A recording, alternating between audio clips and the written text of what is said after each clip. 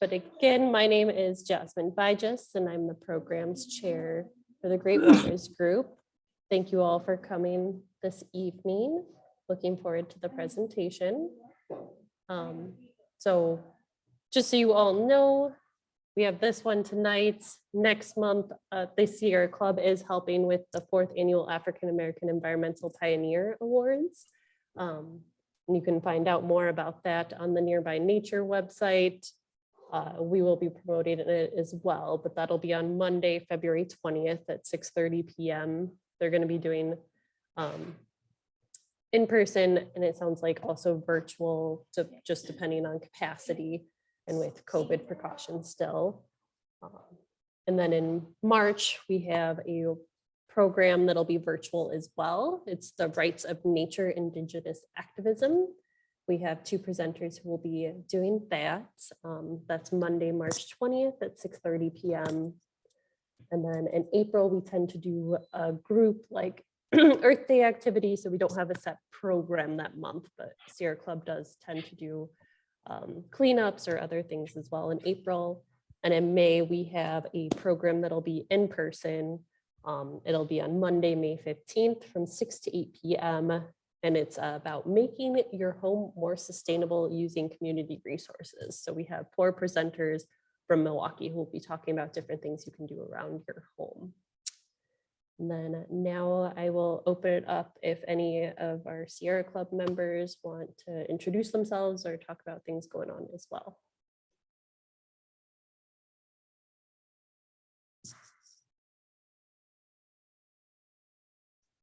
Thanks, Jasmine. I'll take a stab at it. My name is Rose Both. I'm the political chair of the Great Waters Group. If anybody is here from Franklin tonight, I'd love to hear from you. Thank you. Greetings, everybody. I'm Jenny, and I'm the Great Waters Group chair, and it's great to see everyone tonight. Really looking forward to hearing from Tony. So thanks, everyone, for being here.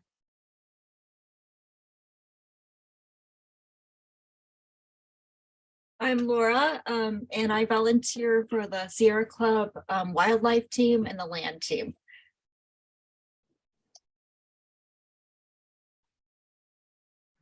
All right, anyone else? I can say hello. I'm Amy Mueller. I also predominantly volunteer through the wildlife team and the equity committee, and getting my bearings here. It's lovely to finally join. I recognize some names and faces. I've done a lot with the Wisconsin Conservation Congress and wolf programs, so it's nice to be here tonight. I'm excited for the programming, so thank you. This is really well done. Thank you for coming. And I'll just say, my name is Judy Stellmacher. I'm from Washington County. This is my first meeting, and I'm happy to meet you all and looking to get involved in this particular group. And water is certainly one of the focuses I'd like to be involved in. Great. All right. Anybody else? Otherwise, we can get started. All right. So like I said, I'll do a quick introduction, then I'll let Tony take over. He said that he would be taking a few breaks throughout to answer any questions. So if you have questions, feel free to add them to the chat. We can make sure we get that. And then we'll also have a question and answer at the end as well. So again, welcome. And thank you for coming. So Tony, I believe hopefully I'm saying your last name right, Tony Wilkin Gibart, is that correct? All right. Has served as the executive director of the Midwest Environmental Advocates since 2019. He is a graduate of the University of Wisconsin Law School, and he earned his BA at the University of Chicago. Throughout his career, he has sought to empower people most impacted by legal and policy decisions so they can be a force for positive change. And we're excited to hear your presentation tonight. So I believe you should be able to present if you'd like. Yeah, thank you so much for having me. It'll take me Probably a second here to get this set up. Usually. Am I showing the right screen? It looks like that I am. And I'm Looks also like- going to want to share some sound later. So I'm going to turn that on now before I forget. So hopefully that still works. Okay, great. Well, thanks so much for having me. And when I was invited to speak several months ago, I didn't at the time realize that it was Martin Luther King Day. And as I realized that at the beginning of the month, I thought it would be good just to take some time together, even though this isn't directly related to Midwest environmental advocates, although I'll try to pull out some themes that are important to our work, to just kind of reflect together on Martin Luther King's legacy for the environmental movement and the work that we do together. It's great to see so many advocates and familiar names on the call. So just, yeah, to take a moment to recollect that when Martin Luther King was assassinated in 1968, that he was in Memphis, Tennessee for a really specific reason. As many of you may know, he was there to bring attention and support to Black sanitation workers who were striking to protest hazardous working conditions, exposure to toxins and pollution through that work, and the poor pay and compensation that they received. And although it wasn't understood at the time, in retrospect, many have understood the Memphis sanitation strike as one of the first actions for environmental justice in the US, because the strike called attention to the fact that Black sanitation workers were disproportionately burdened by environmental harms, and that disproportionate burden was the natural and the intended result of racist practices and cultural attitudes at that time. And again, you know, it's not that in 1968 many people would have understood that strike as an act of environmentalism, but in the 1980s, as the concept of environmental justice was developed, Black environmentalists gave us terminology and frameworks to better analyze environmental burdens and benefits. And in that light, it became possible to see the 1968 strike as an action for environmental justice. Early environmental justice advocates taught the environmental movement that sites of environmental concern are not just remote natural settings, but they're any place that people live and work, and that environmental degradation is most likely to be situated where politically disadvantaged and disenfranchised communities live and work. And that framework certainly applies to what was going on in Memphis. So today, just want to start with that acknowledgement and recognizing people of color in the United States who have historically been less visible in the environmental movement, but who have, despite that marginalization, broadened and strengthened the understanding of environmentalism to attend to justice in deeper ways. And taking the opportunity to think about what that means for us in Wisconsin. As many of you may know, that after the passage of the 1964 Civil Rights Act, that Dr. King and civil rights leaders brought focused attention to segregation in the North. It became more of an emphasis in their advocacy in places like Milwaukee and Chicago. In doing so, Martin Luther King gave us a greater understanding of the educational, economic, and environmental discrimination that results from the segregation that we see in northern cities. And I use the present tense there because unfortunately segregation is still very much a part of the fabric of our communities and our state. And so the work that Dr. King did laid a foundation to be able to think about and work towards overcoming segregation, which I would say is really an essential framework for thinking about environmental justice in our state. And so I have here on the screen a series of maps, the first of which on the left there is a map from Sierra Club that looks at the disproportionate energy burden as it's geographically dispersed in the city of Milwaukee. The map to the next to the moving to the right is a map from Midwest Environmental Advocates that looks at lead levels in children by census tract in Milwaukee. And the third map is a map of childhood asthma emergency room visits by zip code in the city. That map produced by the Milwaukee Journal Sentinel. As is plain for those who know Milwaukee, those environmental harms are central in the predominantly Black central and north side of Milwaukee. And with each of these issues, there are underlying root causes that include historic disinvestment in housing stock, housing instability in that part of the city. And those problems are a direct result of historic redlining and the segregation that Dr. King was fighting against. I have on the right there maps that highlight how gerrymandering operates in our state.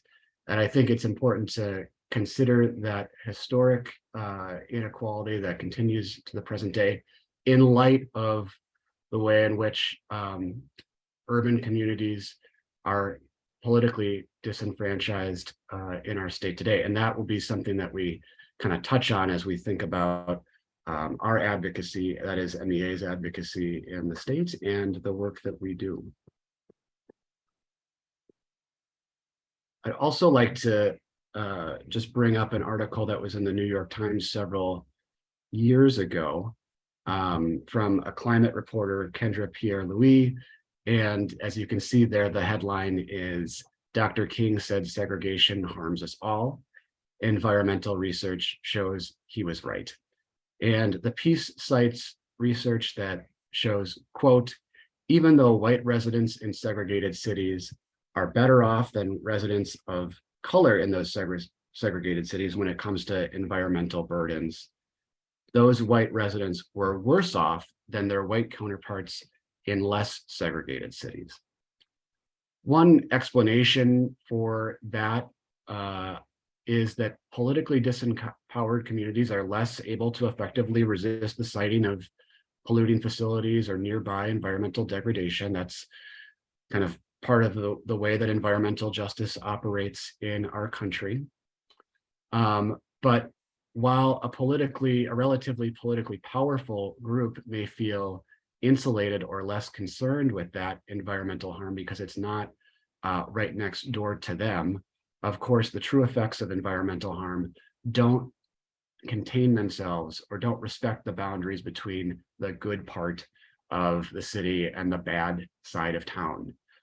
So therefore, even if a politically empowered community faces less environmental harm than a segregated group or a disenfranchised group, the community as a whole in that situation tolerates more pollution than it would have had it had a more cohesive and integrated politics, had it been better integrated.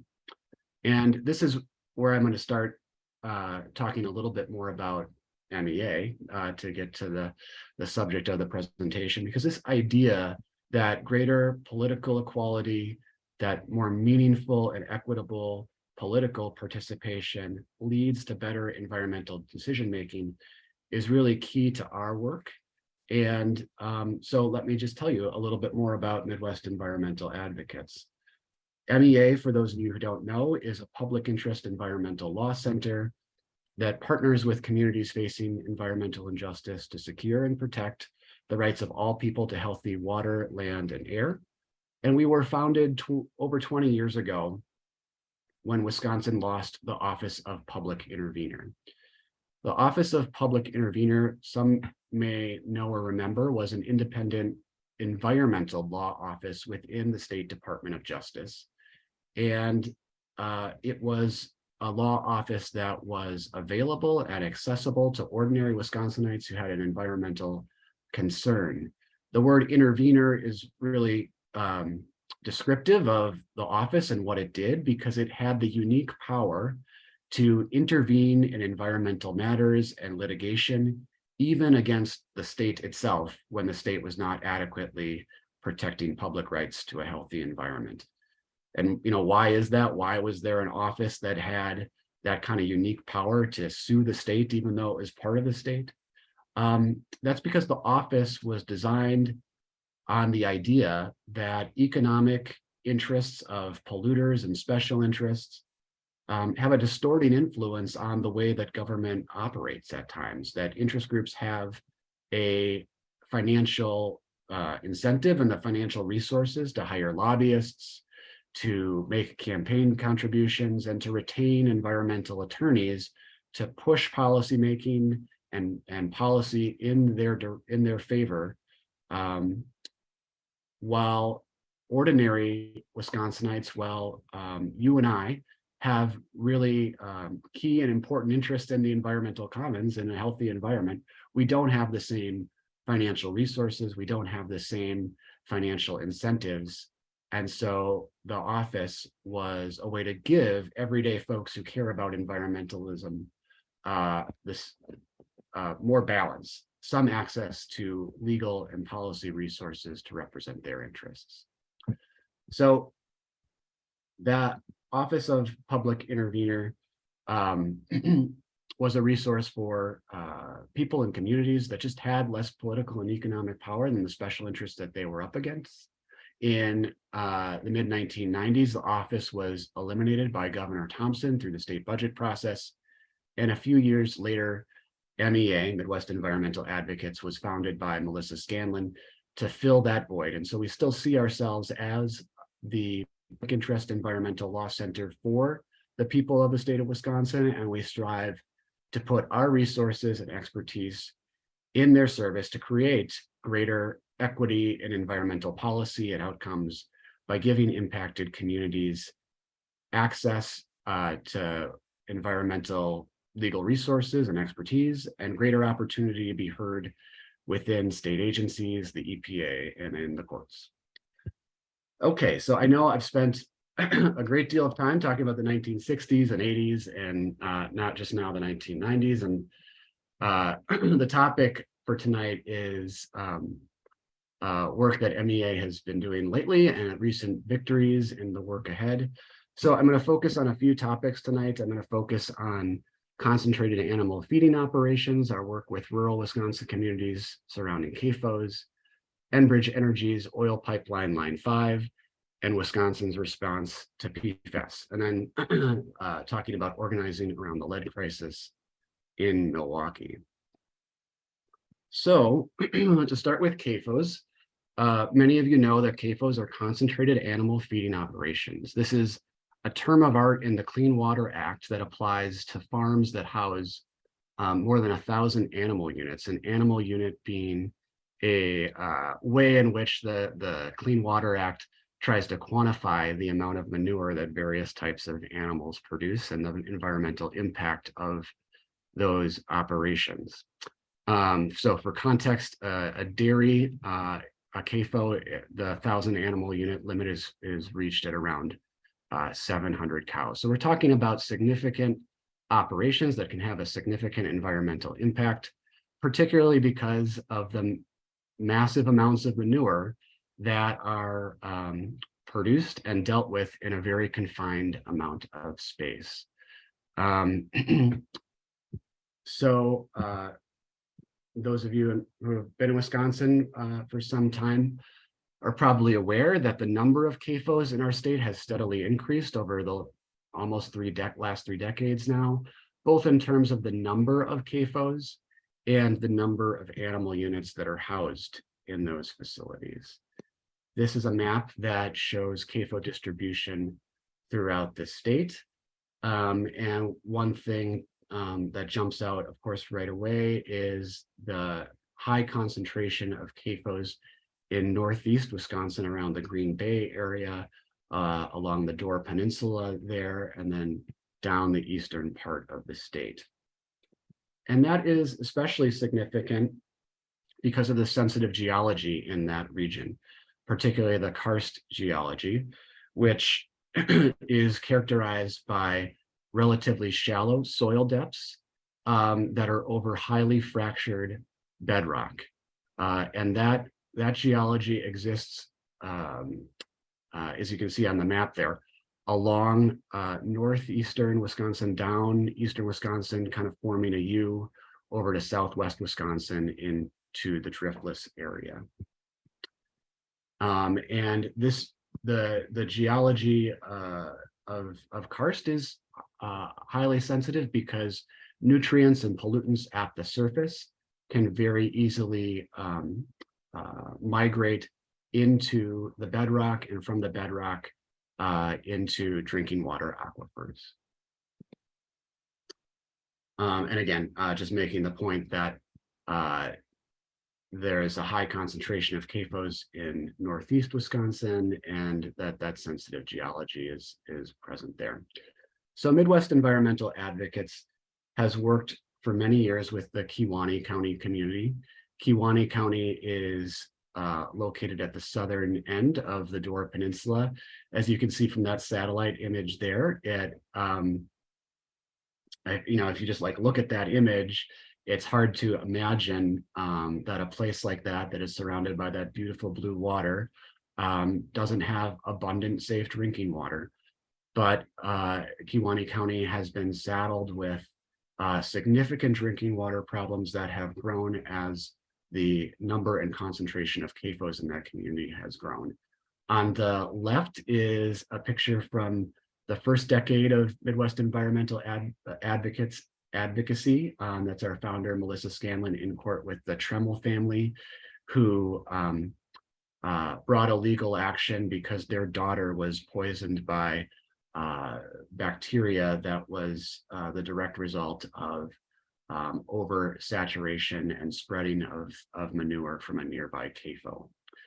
On the right, you see what is sometimes the result of that overspreading in Kewaunee County. That's water that came out of the tap of a neighbor of a CAFO through their private drinking water well. And because the geology is so dynamic and sensitive, it is not uncommon for there to be that kind of, I should say it's not unheard of for that dramatic of a result to literally flow from overspreading events. And that's something that residents of Kewaunee County know all too well.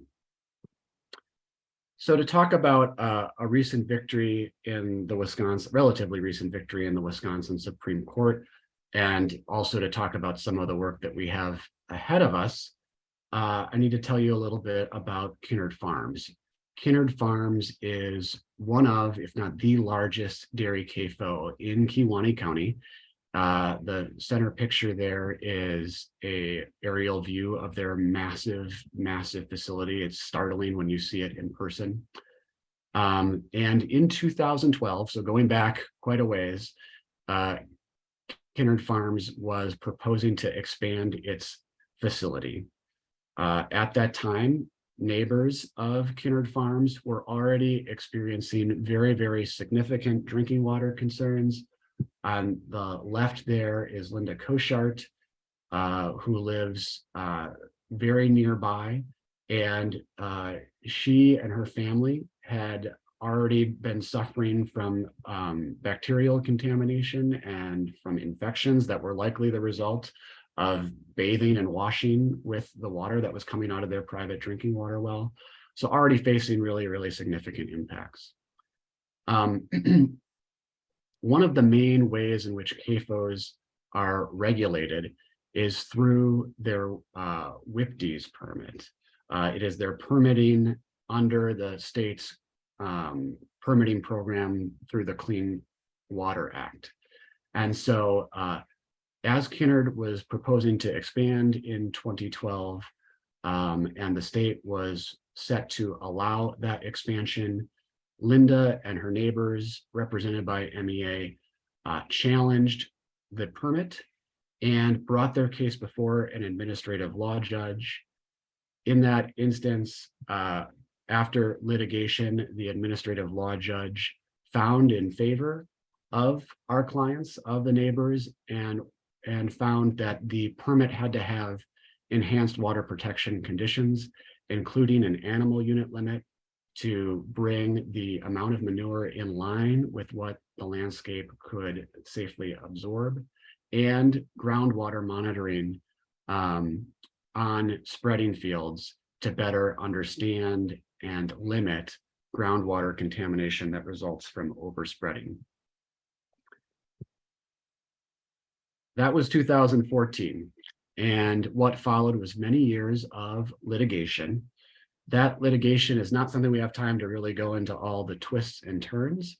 But what I will say is that it eventually centered on a very specific and consequential legal issue, which was the meaning of 2011 Act 21. The farm argued that the enhanced conditions that the administrative law judge found were necessary were not within the legal power of DNR to impose, because, as this argument went, under Act 21, those permit conditions were not explicitly authorized by the statute. Act 21 was part of a anti-regulatory effort that passed in the early years of the first Scott Walker term.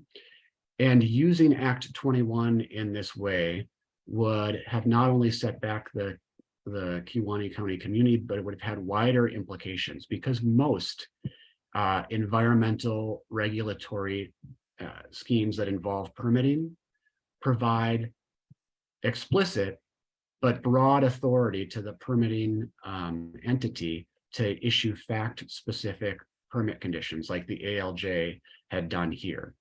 The farm, in contrast, was arguing that unless that permit condition is listed verbatim in the statute or in a rule, it can't be imposed. And that notion would have turned those permitting schemes and environmental regulatory schemes more broadly on their head. So we don't have time, like I said, we don't have time to go through all the twists and turns, but in the summer of 2021, MEA and our clients were successful when this legal issue found its way to the Wisconsin Supreme Court. And what I want to emphasize again is that these Kewaunee County residents were in this fight for many, many years. They did so out of concern for the health of their families and their communities, but they stayed in the fight because of the wider implications and the victory that they were able to achieve when the Wisconsin Supreme Court said that the DNR had this regulatory authority has implications for other environmental protections. So in that instance, the legal authority under the WIPD's permitting scheme was affirmed, and DNR has what the power that DNR always has had to issue fact-specific water protections was affirmed. That was the legal issue. And now, this is where we're kind of starting to look forward. That issue, that authority needs to be applied in specific permitting matters. So I want to tell you, we're going to come back to Kewaunee County in just a minute here, but I want to tell you a little bit about Nelsonville, the village of Nelsonville, which is in Portage County. And as this legal issue was before the Wisconsin Supreme Court, folks in Nelsonville were organizing themselves because there was a very, very significant nitrate problem and continues to be a significant nitrate problem in that community. Testing results showed that over half of the private drinking water wells in Nelsonville had elevated levels of nitrates, and the most likely source of that contamination were the spreading fields of Gordondale Farms, which spreads manure just down gradient and just outside of the village of Nelsonville.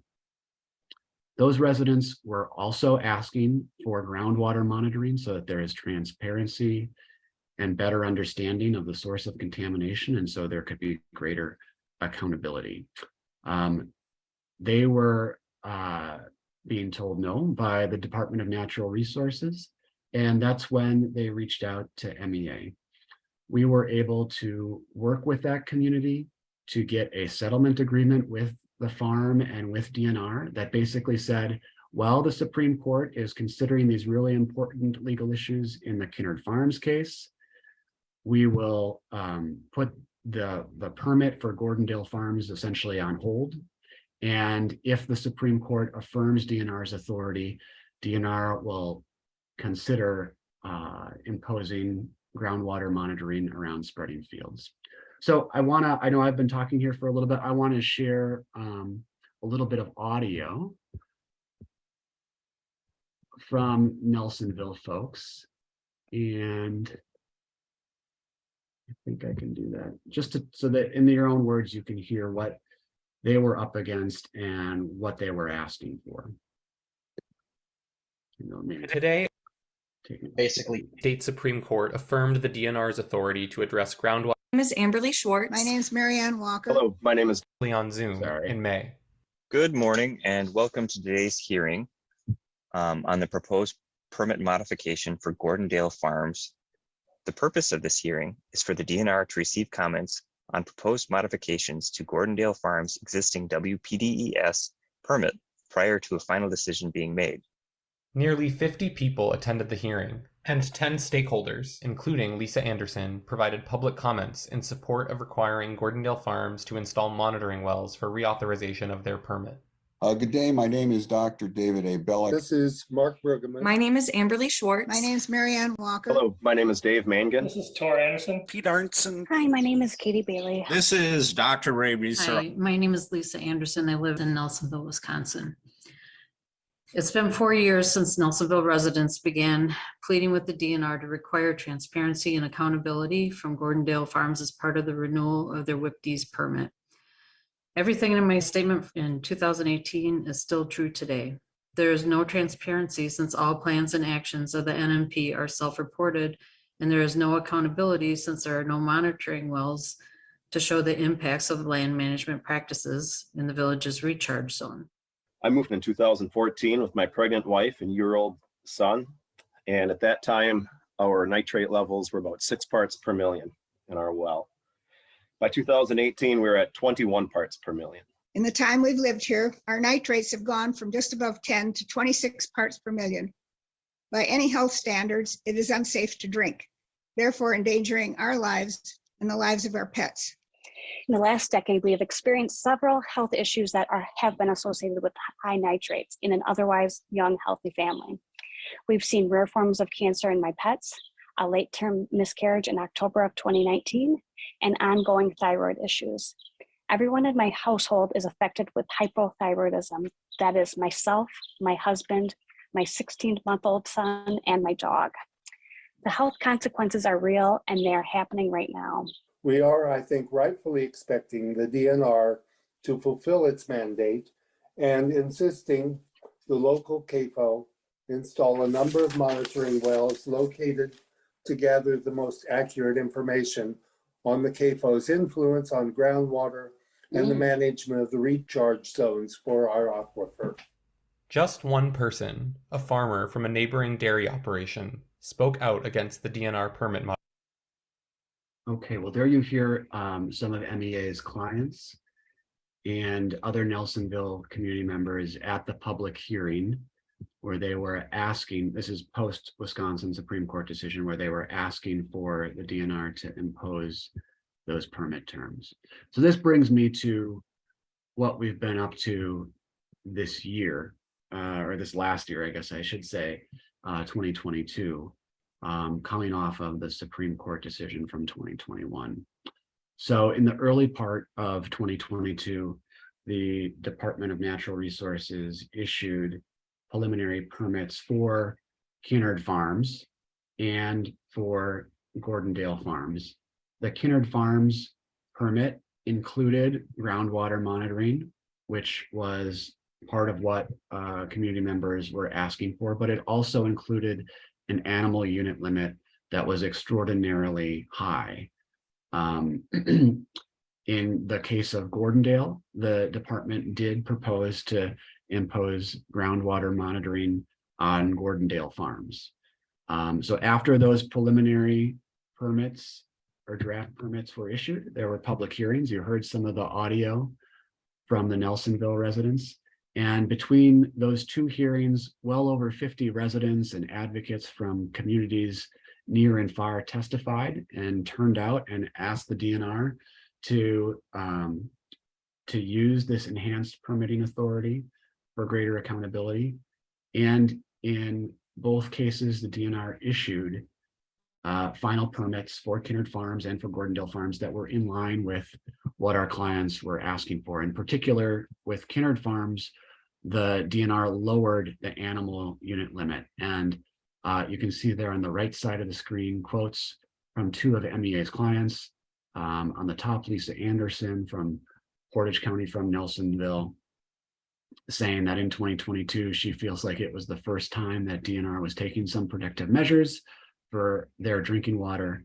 And Jody Perrins, one of our clients in Kewaunee County, again, echoing a similar theme. I don't think they worked with each other on their statements, but again, feeling like this was one of the first times that she felt like the public input that DNR received from Kewaunee County made a difference. And I think that is a theme here, in our work, is to be able to join grassroots activism and passion and energy with technical and legal expertise, so that what DNR had before it in these permitting decisions was an outpouring of public support, but also the documented evidence of why these permit conditions were both consistent with the law and necessary given facts on the ground. So in this upcoming year, we will continue to work with Kewaunee County and Nelsonville residents to defend these victories. In both cases, I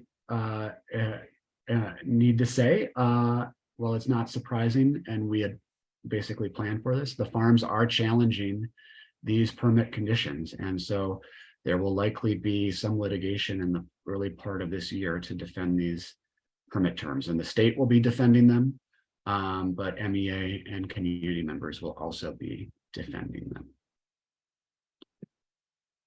Before we leave the topic of CAFOs, I want to just bring up one other issue that is ahead in the new year, and also I think will be very, very consequential. As CAFOs were expanding and their numbers increasing in the early 2000s, the state passed a livestock sighting law, and I would imagine that a number of you on the call are familiar with this. And that law limited what local communities can do through their zoning authority to impact the siting of CAFOs. It was an attempt to remove some of that local environmental democracy so that it was easier for these facilities to be sited. And that law has left communities across the state really trying to work within some constricted parameters.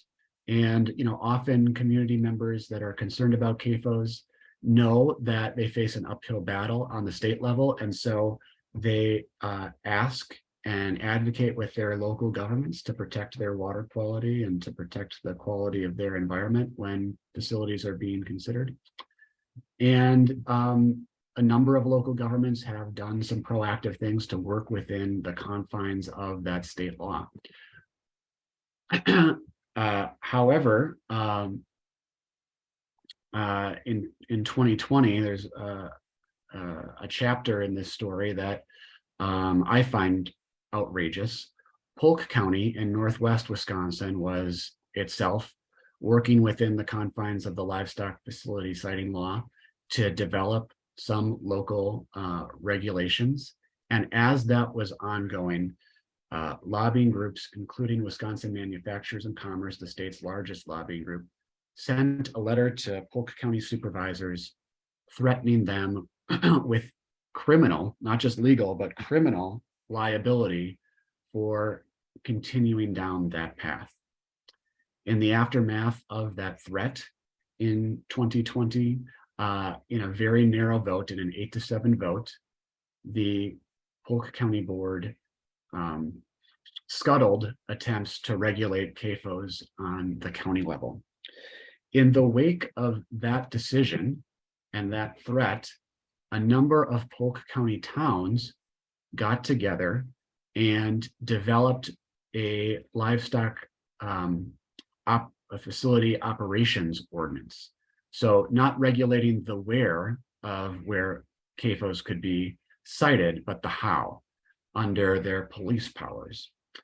That is a innovative and powerful step that those communities have taken at the urging of environmental activists in their community.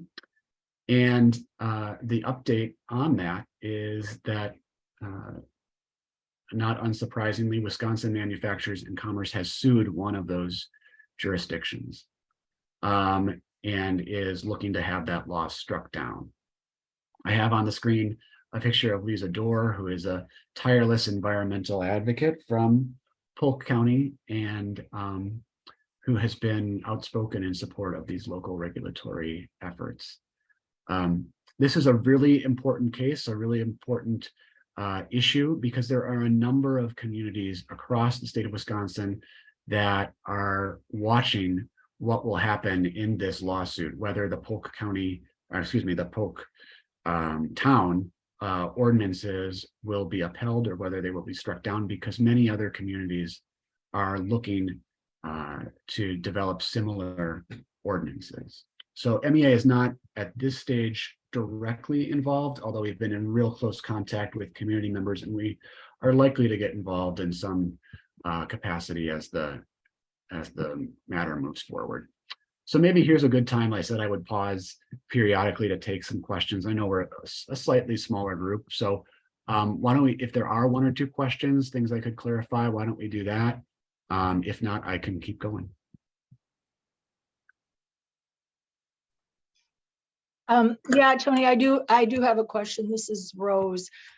So have the residents in Kewaunee County or Portage County received any relief at all up to this point? I mean, are they still fighting this legal battle, but their water isn't just as undrinkable as it always was, or what's the situation? Has there been any financial relief? Yeah. There have been, some positive steps over the years, including some additional regulations about manure spreading that were developed over the last several years. And so, I'm focusing on a couple of ways in which we've advocated with that community and built pressure on those operations. These communities still are facing, though, significant groundwater challenges and contamination. That's why it's really imperative that the permitting of these facilities have mechanisms to hold the facilities accountable when the water, or excuse me, when manure does contaminate their drinking water. So they have not gotten the ultimate relief that they are seeking. I think they would say, it's a mixed bag. There have been some positive steps. And for instance, just recently, the Portage County Board voted to allocate some funding to do its own groundwater monitoring to try to get at the source of the contamination, and again, to build better accountability. And that was something that really was gratifying to our clients and members of that community, that there are efforts that are ongoing. These are remarkably patient people, considering the dire nature of the problem. Thank you. Yeah, I agree. Yeah, tireless and tenacious. And, this is, it is a generational issue. The economic and regulatory forces that are that allow a kind of permissive approach to groundwater and surface water contamination from the large scale agriculture industry in our state are powerful forces, and the folks that are working on this issue know that in many cases they're not doing it just for themselves, but for future generations.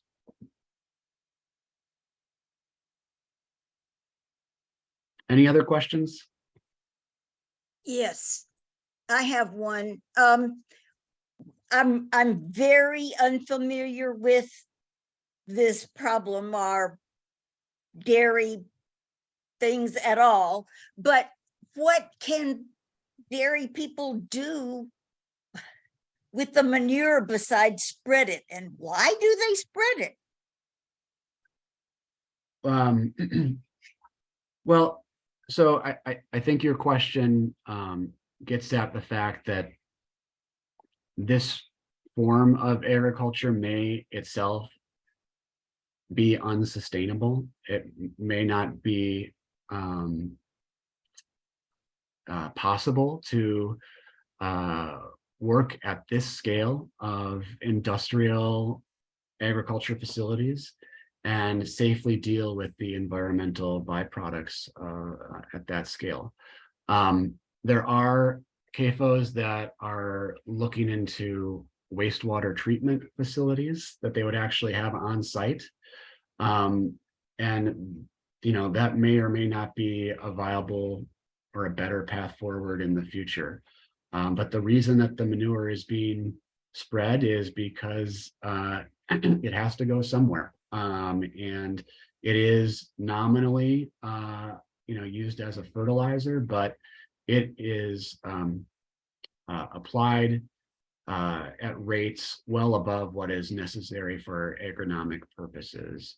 And so it is, in my opinion and in the opinion of others, spread on fields as a form of, in some cases at least, waste disposal.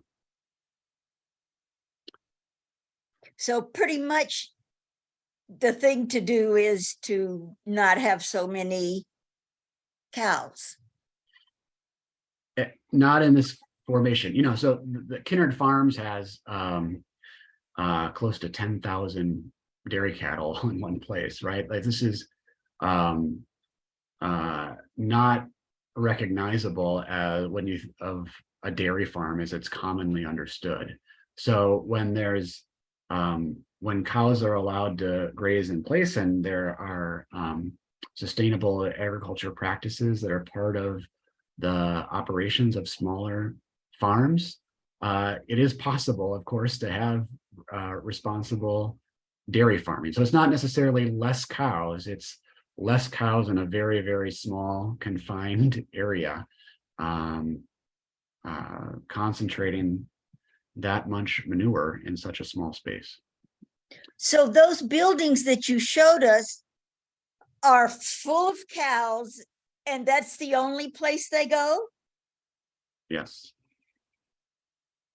Oh. Yeah. So not really what you would think of when thinking of a dairy farm.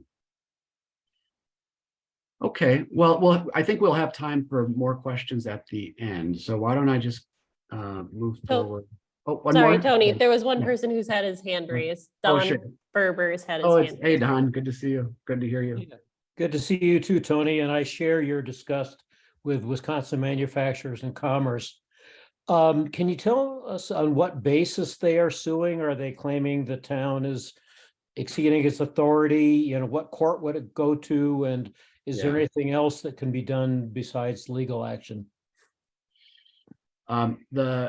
The lawsuit is premised on the idea that the livestock facility citing law of 2004 preempts what the towns have done through their ordinances. And that is a case that is currently in Polk County Circuit Court and may very well find its way through the Wisconsin court system to the Wisconsin Supreme Court.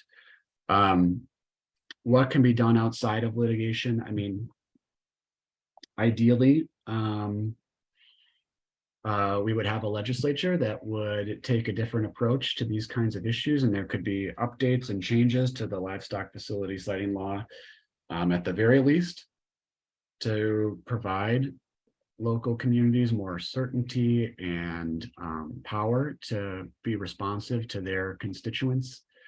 And I think the other thing that could be helpful is if more communities take this kind of innovative approach to their ordinances, so that the proverbial target is just not on the backs of a few communities. I think there is power in numbers. There are, that's something that would be helpful as well. Anything else? Okay. Well, I want to talk to you, to switch gears, to talk to you a little bit about MEA's work on Line 5, Enbridge Energy's oil pipeline, Line 5. And I know a number of folks on the call are familiar with this issue, and Sierra Club has done a lot of really great work. So just to give a brief overview of Line 5 itself, of course, the products flowing through Line 5 start in Alberta, Canada, make its way through Enbridge's pipeline system and find their way to the terminal in Superior, Wisconsin. Their Line 5 carries light and synthetic crude products across northern Wisconsin, across the Upper Peninsula of Michigan, through the Straits of Mackinac, as folks probably are somewhat familiar with. Controversy there about the pipeline running through the Straits, in particular because a breach at the Straits could have a devastating impact to Lakes Michigan and Huron. That's a chart there from the University of Michigan showing possible spill scenarios. Line 5 then goes through the lower peninsula of Michigan and takes products to Sarnia, Ontario. So they start in Canada and they end up in Canada, but they go through Wisconsin on Line 5. On the shores of Lake Superior, Line 5 is currently running through the reservation of the Bad River Band of Lake Superior, Chippewa.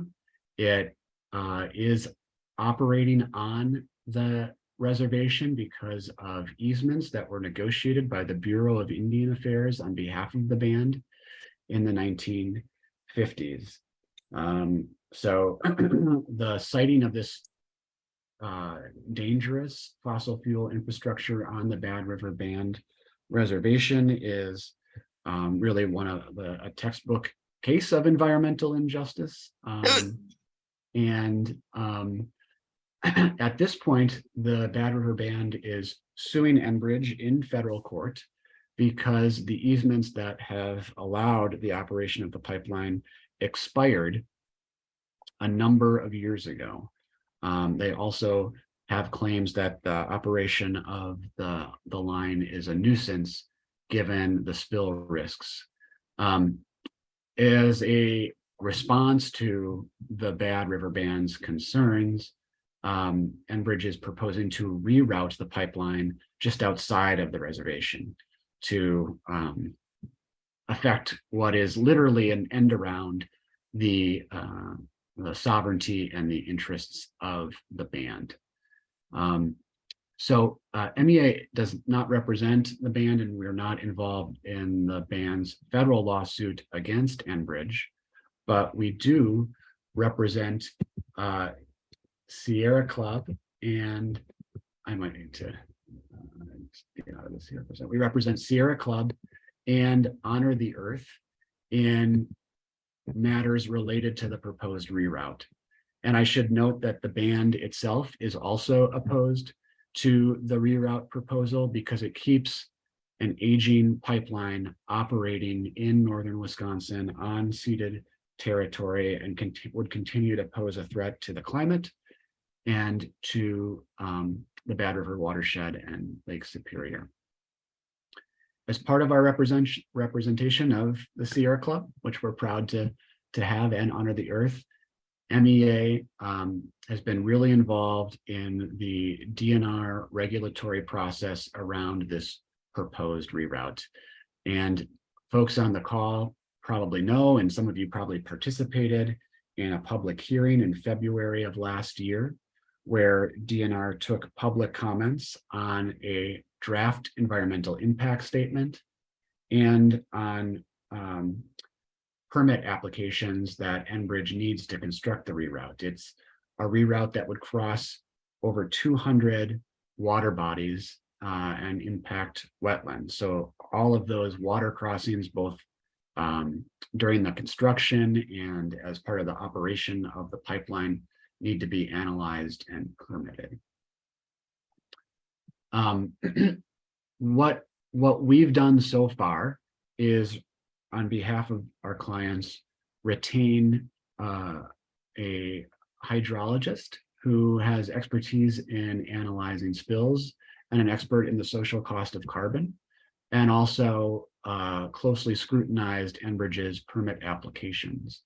So as part of our work, we submitted over 150 pages of comments that included reports from those experts that pointed out the ways in which the draft environmental impact statement was inadequate or faulty, including that it did not consider the carbon impacts of the continued operation of the line.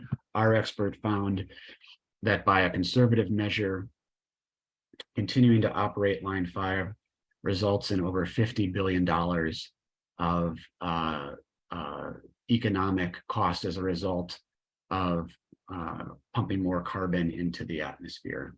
We pointed out instances where the statements about spill impacts were not correct, that they were conclusory, that they were based on Enbridge's own assertions and not on detailed analysis of the hydrology of this very, very sensitive region.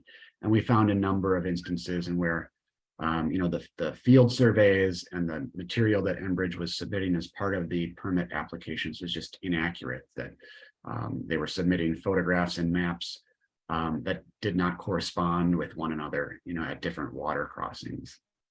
And that's, those are just examples. So we are scrutinizing this proposal very, very carefully. We are on the record and are building a record. All of this is leading to the possibility and probably the likelihood that the DNR will make a decision on these permits in the new year.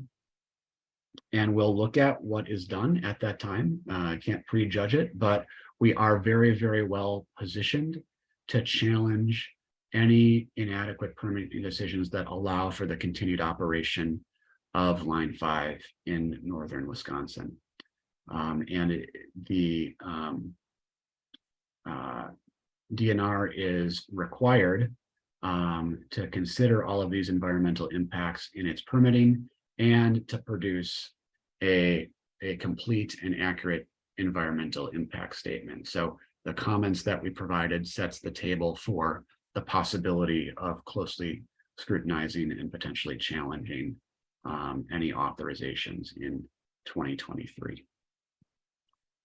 So that is ahead. Anything that folks would like to ask about Line 5 before I go to PFAS?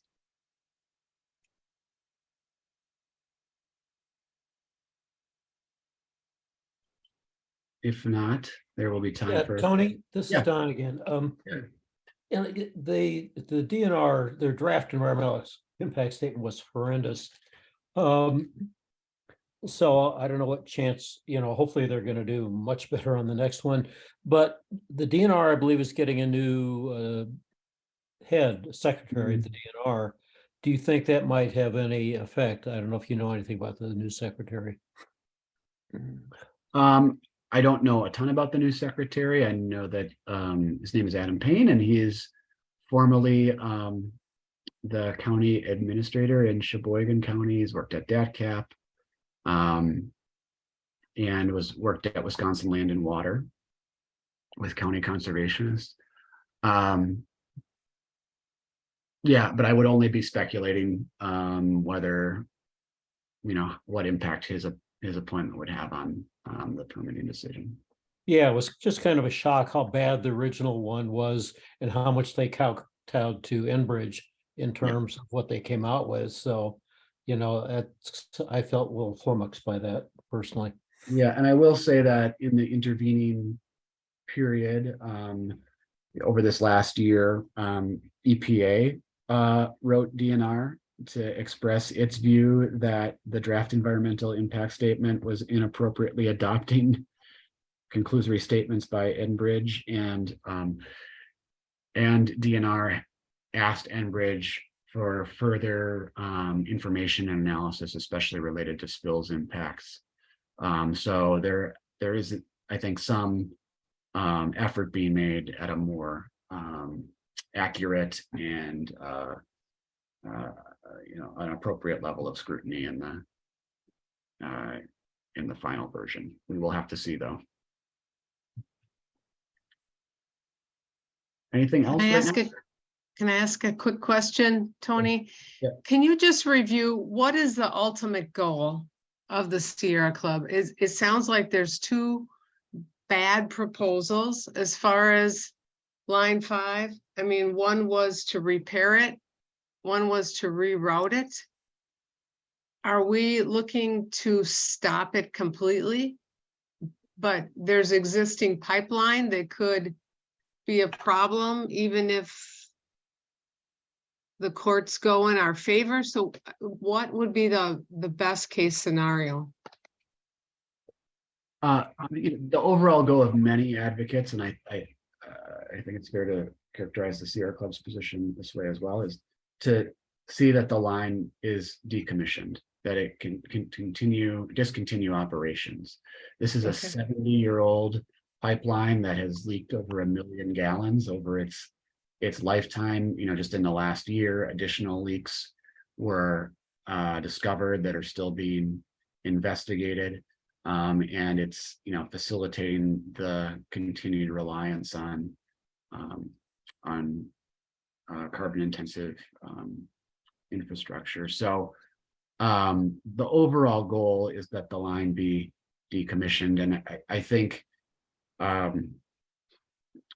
one way to think about this is that we've seen in other pipeline fights that it's really the cumulative impact of advocacy on a number of different levels that eventually has the ability to change the analysis of the pipeline company. One example of that is from 2020, when Duke Energy canceled the Atlantic Coast pipeline, and it had basically won every legal and regulatory fight to allow for the siting of that pipeline. But at the end of the day, it said, this process has become too burdensome, too expensive, and it no longer makes sense for us to move forward with this pipeline. So I just think there's a lesson in that kind of tenacious, dogged advocacy on multiple levels can get you to your intended result in ways that maybe you don't necessarily expect. And with the scrutiny that's going on in Michigan, along with what's happening here in Wisconsin, I think there's going to be a positive outcome from that collective advocacy. Question, Tony, this is Terry Wiggins. Okay. Think it's likely that the entire line 5 would get shut down, or just the Wisconsin portion? It would be the entire line. When we talk about line 5, we're talking about the segment that runs from Superior to Sarnia, Ontario. And if you shut it down at any one point, the line just doesn't work. There's not a reroute between those 2 points that Enbridge could avail itself of. Why does, I can't figure out why do they take oil from Canada and then run it through the United States and go back to Canada? What's the objective? Does it, I don't get it.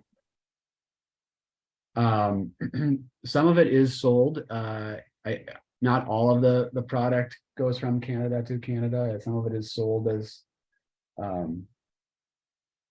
in Michigan, but that's just a small percentage. But I don't know that I know the answer to that, and maybe someone on the call with more knowledge than I do. I mean, why don't they just take it straight through Canada from those two places? Yeah, Canada probably kept them from doing it. I'm sorry. No, Go that's ahead. okay. There is an international element to this because it does rise to the level then of relations between the United States and Canada, the outcomes of these decisions. So that's another factor at play. Yeah, Gwen, I'm by no means an expert. I'll jump in and say I don't know for sure, but I thought that the Canadian government actually held them to much higher standards, and they had to set away like large reserves should anything happen monetarily, and prove that they could do it much more so than what we allow in the United States. Hence your reasoning why it may run more towards our United States than in Canada. But fact check me on that. But that was my understanding initially. Yeah, and that makes sense. It's also ironic in that the government of Canada is, on behalf of Enbridge, advocating that the line continue operating. Yeah. Well, why don't I just say a bit about our work on PFAS, and I'll pause for questions after that. PFAS, again, as many of you probably know, we're talking about per and polyfluoroalkyl substances. We're talking about a class of manufactured compounds that were developed in the 1940s and 50s. They're sometimes called forever chemicals because they persist in the environment for a very long time. They were developed for a variety of industrial and consumer applications, including nonstick cookware, firefighting foam, fast food packaging, and stain-resistant fabric and carpet. These properties that made them useful in terms of being resistant to heat, water, and oil are the same properties that keep them persistent in the environment. The science and the research is showing that PFAS are harmful in extremely small quantities and in increasingly small quantities. They've been associated with the risk of certain types of cancer, decreased immune response, increased cholesterol levels, and risk of preeclampsia and during pregnancy and low birth weights, among other health conditions. Now, the science and the regulatory efforts related to PFAS are still evolving. And so there's a lot that we could talk about as it relates to PFAS in this issue. I want to focus our attention on a couple of matters that are Wisconsin specific, including the development of water quality standards in Wisconsin, and a case that involves, again, Wisconsin manufacturers and commerce. Before doing that, I want to, again, just kind of talk about the differential impact of PFAS exposure. And this is, I do this with a bit of a caveat because this is an emerging contaminant, because the regulatory system is still developing to identify sites of contamination. We have limited data. And the map there on the left shows PFAS detects in Michigan and in Wisconsin. This is a little outdated. This is from a couple of years ago. But the point being that there's not necessarily more PFAS in Michigan than in Wisconsin, just that Michigan has been much more proactive in testing, and in Wisconsin, we are just beginning that effort. So we don't exactly know how PFAS are spread throughout the environment and the geography of Wisconsin, but national data and data from Michigan, which is in many ways a comparable state, certainly suggest that low-income communities and communities of color are more likely to be living around sites of PFAS contamination. Having said that, we've seen in Wisconsin how this is an issue that affects both urban and rural communities. Just in the last couple of weeks, the town of Stella outside of Rhinelander in Oneida County discovered PFAS contamination in groundwater that is at some of the highest levels anywhere in the state, a very, very rural farming community, and somewhat remote in our state. So as we learn more about PFAS and there's more testing done, I think we're going to find a map that looks much closer to Michigan. So I want to talk a little bit about work that MEA and our partners did to move forward with PFAS water quality regulations. In the previous year, there were 3 water quality standards that were brought to Wisconsin's Natural Resources Board. PFAS water quality standard dealing with surface water, a water quality standard dealing with drinking water, and one with groundwater. The surface water standard would apply to entities that discharge wastewater. And so it would, over time it will result in increased treatment and source reduction of PFAS to minimize and lower the level of PFAS in Wisconsin surface waters. The drinking water standard will require statewide testing of local municipal drinking water utilities and require remediation above certain levels. And then the groundwater standard would set standards for DNR and other state agencies to order investigation and remediation efforts at sites of groundwater contamination. So these standards were developed over the course of a number of years, and they were brought to the Natural Resources Board in February. Folks may know that that was not without its own controversy, because the Natural Resources Board was at that time still controlled by the appointees of the previous governor, of Governor Walker, because Frederick Preen, the then chair of the Natural Resources Board, was holding over past the expiration of the term and was able to play a deciding role on the adoption of these water quality standards. The surface water standard was approved and is now effective, and that was a great victory. The drinking water standard was approved. However, the Natural Resources Board changed the enforcement level from the recommended 20 parts per trillion that was recommended by the Department of Health Services to 70 parts per trillion. So they dramatically increased the standard. And then the groundwater proposal was rejected outright. So one thing I want to say, we're talking about victories and setbacks. All of these rules should have gone through without controversy. Wisconsin has a proud and long tradition of proactively protecting water resources and responding to emerging contaminants. Any other Natural Resources Board over its 50-year history would have approved all 3 of these water quality standards.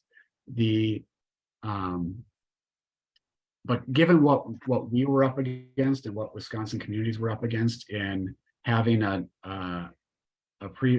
a holdover appointee continue to stay on the Natural Resources Board to cast a deciding vote on these matters. The fact that anything was done was a significant victory and a testament to the many, many people who spoke out throughout the process. On the screen is Doug Oitzinger, former mayor of Marinette, Wisconsin, where there is a very significant PFAS issue. And he and others were tireless in moving these forward. So this was definitely a mixed result, but one that I think many should still be proud of. The issue, though, is with the rejection of the groundwater standard. Communities in Marinette and Peshtigo, where the Tyco firefighting foam manufacturing facility is located, are facing horrendously elevated levels of PFAS in groundwater as a result of the practices and the testing of firefighting foam at that facility. And the groundwater standard is incredibly important to them because it sets a regulatory baseline for the remediation that will need to take place. So when that standard was rejected in the early part of this previous year in 2022, those community members reached out to MEA and asked us if there was anything that we could do. And since then, we have been working closely with them, including the middle part of last year, petitioning DNR to restart that process and to get it moving forward as quickly as possible. I'll say frankly that we encountered quite a bit of cautiousness and resistance to get things moving again in the right direction. But thankfully, at the end of last year, the governor approved a scope statement and began the process to create a groundwater quality standard. And the Natural Resources Board approved the restart of the process back in December. So we shouldn't really be in this position, frankly. It should already be effective and on the books, but we are glad that the process is moving forward, and we are going to be pushing for it to move forward as quickly as possible because much of the work has already been done. The other piece I want to talk to you about is Wisconsin Manufacturers and Commerce's lawsuit to blow a significant hole in the state's spills law. And DNR's lawsuit is focused on WMC's lawsuit is focused on DNR's use of the spills law to hold PFAS polluters accountable. It's the spills law that is being used currently in Marinette and Peshtigo with respect to Tyco. It's being used at other sites of PFAS contamination to order investigation and to begin the remediation process. The spills law was passed in 1978. It is a broad and powerful tool that the legislature gave DNR to respond to spills and releases of hazardous substances. The lawsuit that WMC is litigating alleges that the way the spills law has operated for the last 40 plus years, both with respect to PFAS and all of the other toxins that DNR has handled through the use of the spills law, that way of operating is illegal, and that DNR needs to promulgate specific rules and standards before it can order polluters to remediate pollution and to basically clean up their mess. So while this is a legal effort that is focused on PFAS, it has wider implications in the vitality of the spills law. And as a response to this, MEA is representing local and statewide groups to stand with the state to defend the law. And we participated in trial court proceedings over the course of last year. And to tell you a little bit about what happened at the trial court, WMC filed its lawsuit in Waukesha County Circuit Court.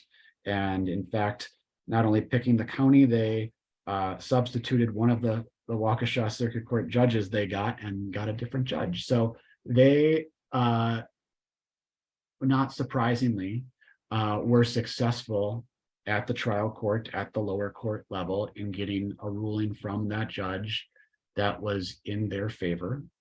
However, that judge then stayed that ruling pending appeal at the request of the state and at the request of MEA. And as part of that decision, we provided a lot of information about the immediate negative impacts that invalidating DNR's use of the spill law would have in places like Marinette and Peshtigo, in places like French Island, where they're also dealing with PFAS contamination and need access just to emergency bottled water to have safe, clean drinking water. Thankfully, the court did stay that decision. And I take that as a really significant win, because ultimately this legal issue, WMC's legal theory, will be decided by, if not the Court of Appeals, if not the Wisconsin Supreme Court, I should say, then the Court of Appeals, but most likely the Wisconsin Supreme Court. And those appellate courts are going to be looking at the legal issue with completely fresh eyes. They're not beholden to what the Waukesha County Court did. And so keeping the spills law operational until the ultimate legal arbiter decides the issue is a significant victory. And for folks in Marinette and Peshtigo, for folks on French Island, it means that they continue to have access to bottled water. It means that DNR's efforts to order investigation, remediation, and in the case of Tyco and Marinette, actual enforcement action against the company, all of that continues to move forward. So this is ongoing, and we'll be continuing to participate at the Court of Appeals, and as I said, likely the Wisconsin Supreme Court. But just a really significant case. And I could say more about it, but maybe I'll just pause there for questions, if there are any questions.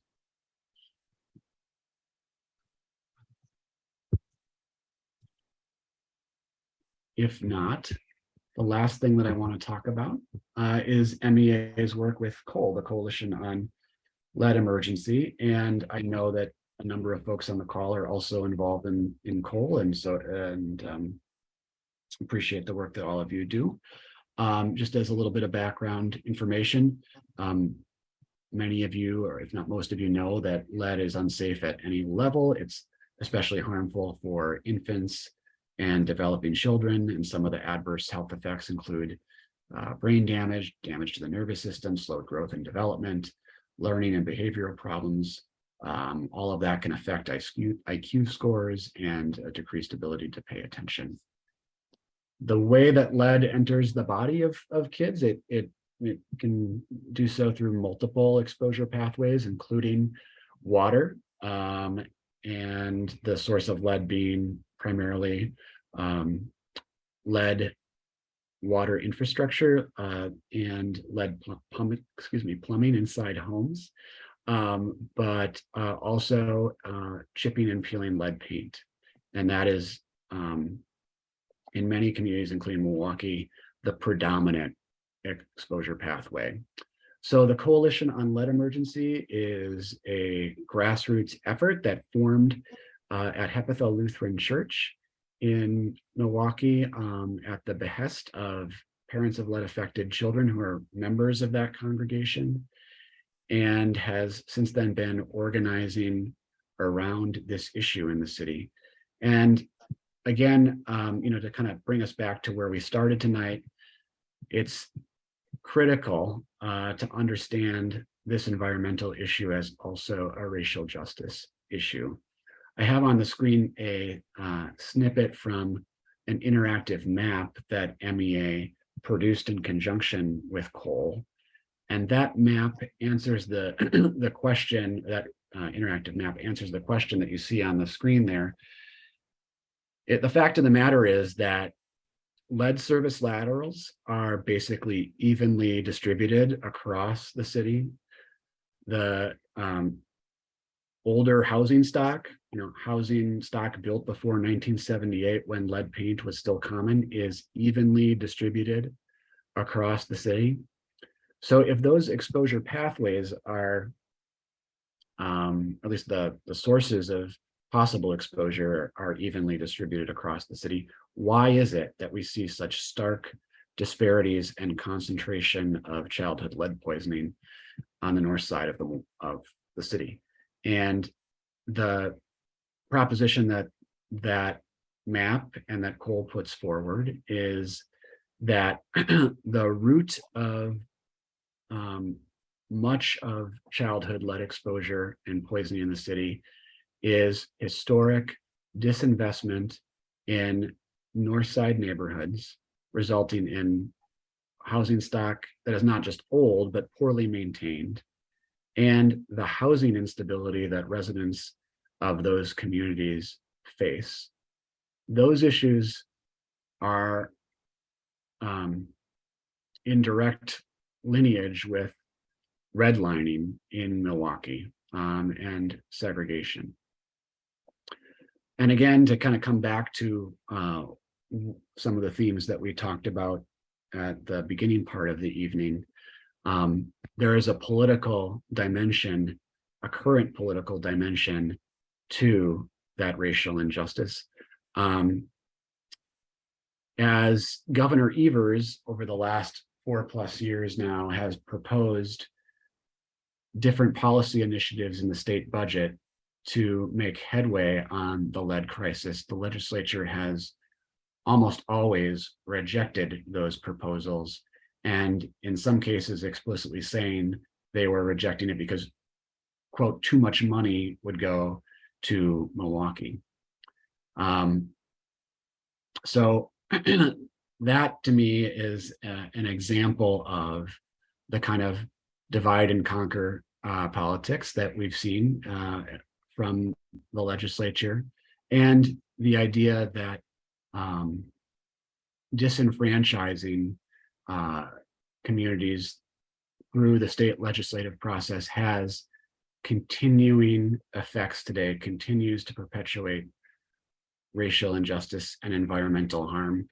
And one of the, I guess, ironies of that is that it's not just a Milwaukee problem, that as a whole, the state has more lead service laterals throughout the state, including in, quote, Republican areas, than any other state on a per capita basis.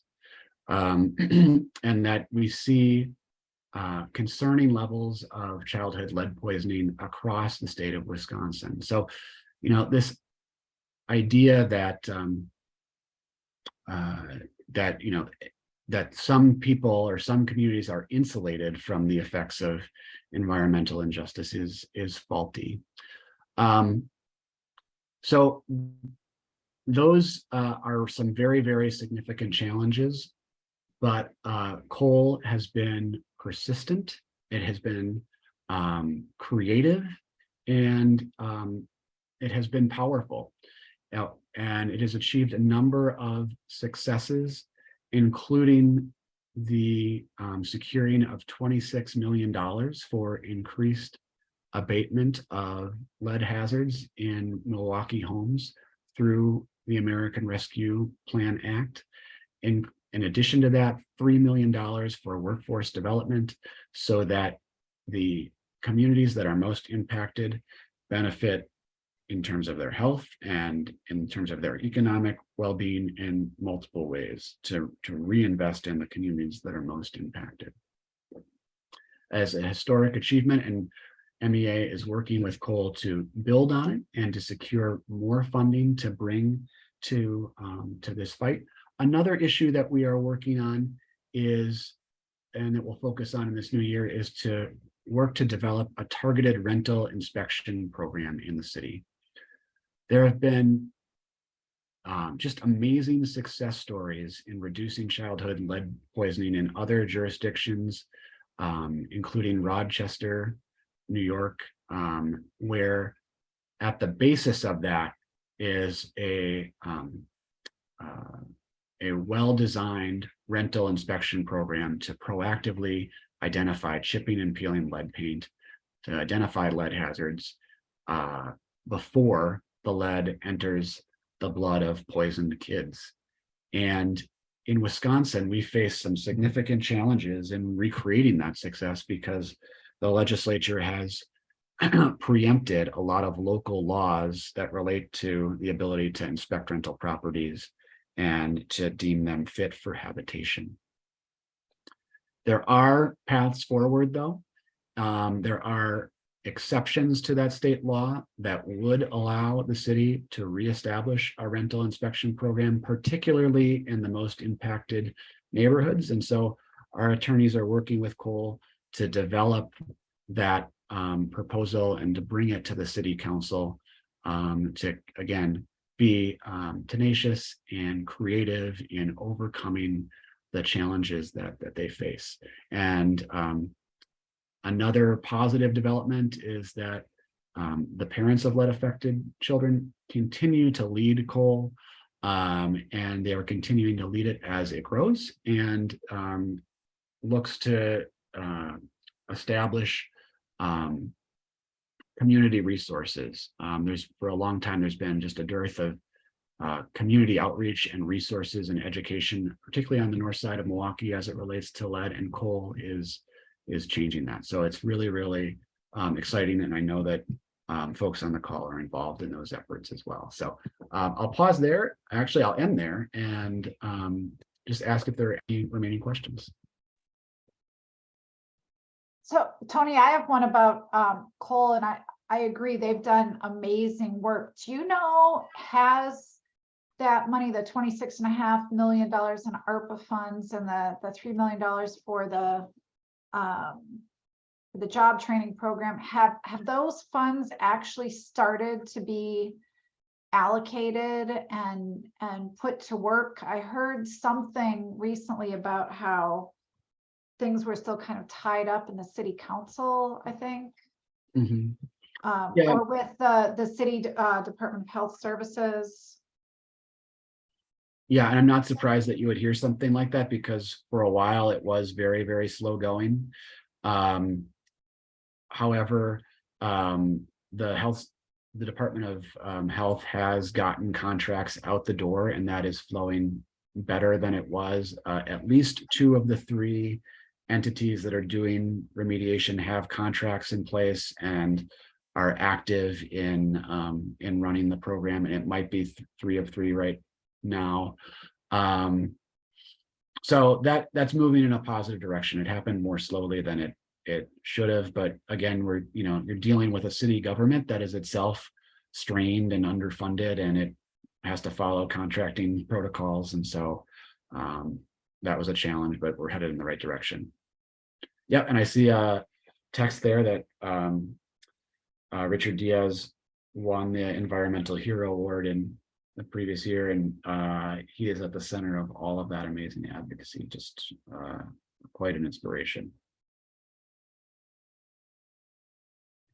I'm going to have a question a little bit away from that, but how is your organization funded? Yeah, we receive a mix of grants from foundations and support from a lot of generous donors. We engage in litigation. As you've seen today, it's litigation that can span the course of many years to reach its ultimate outcome. We work with communities for the long haul outside of any one grant year that a foundation might provide grants. So we're really blessed to have some supportive donors and foundations that understand our work, that understand and support us in being tenacious on behalf of the communities that we serve. And sometimes that means litigating, and sometimes that means staying in it for the long haul. So we're really, really lucky. Sounds great. Yeah, I've got a question about PFAS. So you were talking about remediation. How do you remediate PFAS or PFASs? Yeah. So, it depends on the, what kind of environmental medium we're talking about. If PFAS is in groundwater, it may be that there's very little that can be done, at least in the shorter term. There can be, depending on the way that aquifer is constituted, there may be ways to lower the levels by pumping and treating. If we're talking about PFAS in a drinking water, in the drinking water supply, there are, treatment options that are available. However, this is all still developing, and some of the latest science shows that if some of the most studied compounds like PFOA and PFOS are detected at any level, that level is unsafe. So it's going to be a matter of the science and the treatment technology continuing to evolve over the next several years.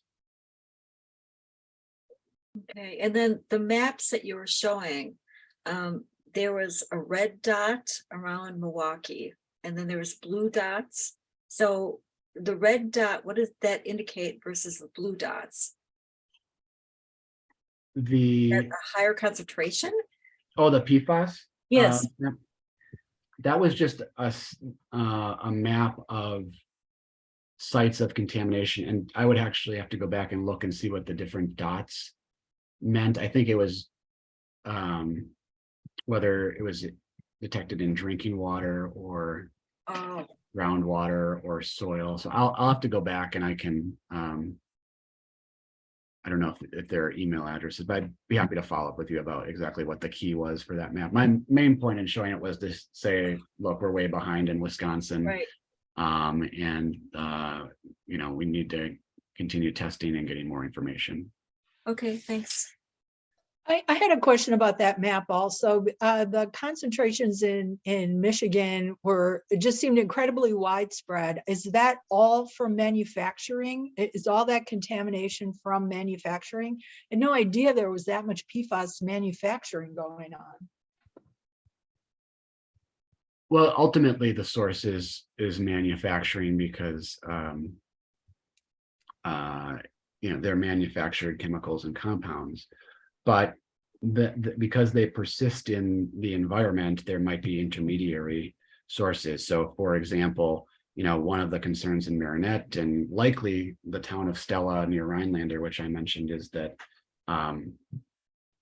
biosolids, the byproduct of wastewater treatment, is then spread on fields as a form of fertilizer. And so that biosolid may have had relatively high levels of PFAS concentration as a byproduct of the treatment of water or other,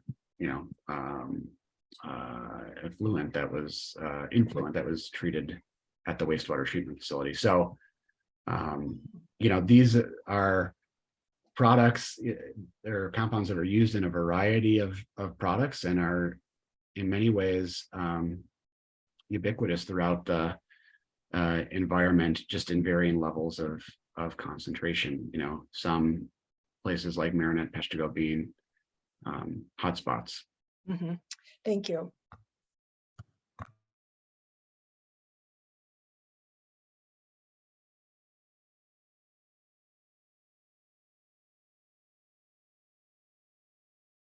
Anything else?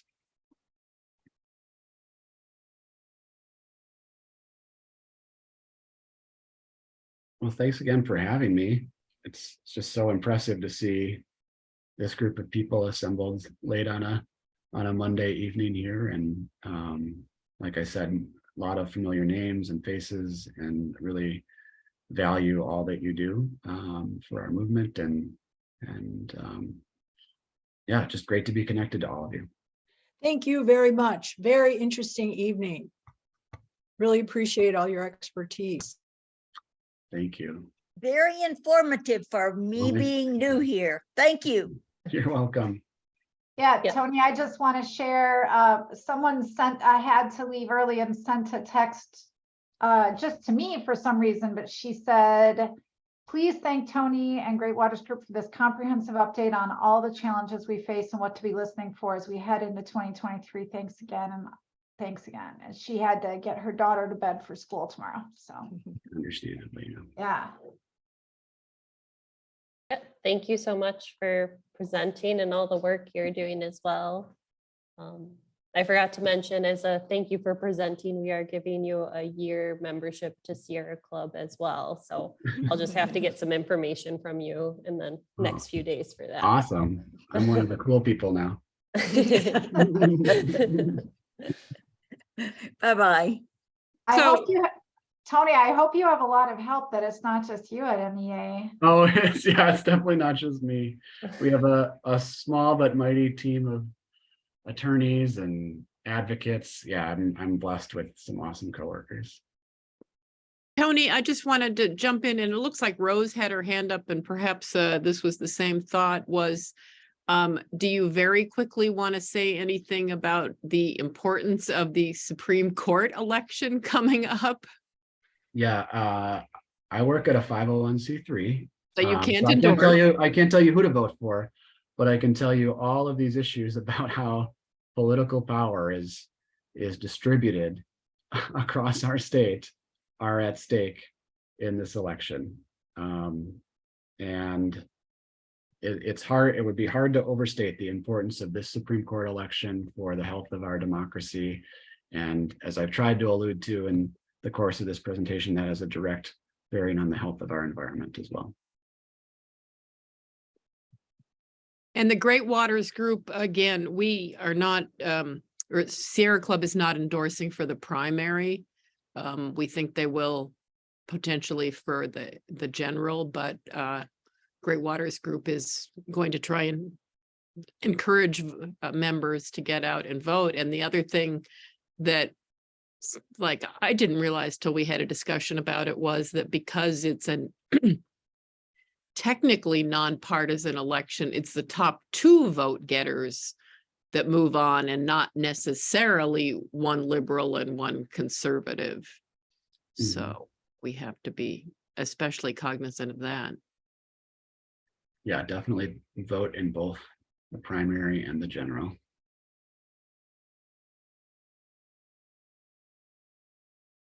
But have you had any cases before, well, obviously someone who's on the court, but of the circuit court judges, have you had any cases before them? We have an open records case again against Fred Preen, who is the now former NRB member, which revealed a lot of information about how folks were coordinating in the background to keep him on the court. And that case is still actually technically pending, and it's before Judge Mitchell. But it's not, I don't know, I wouldn't read anything into that one way or another, but in answer to your question, yes.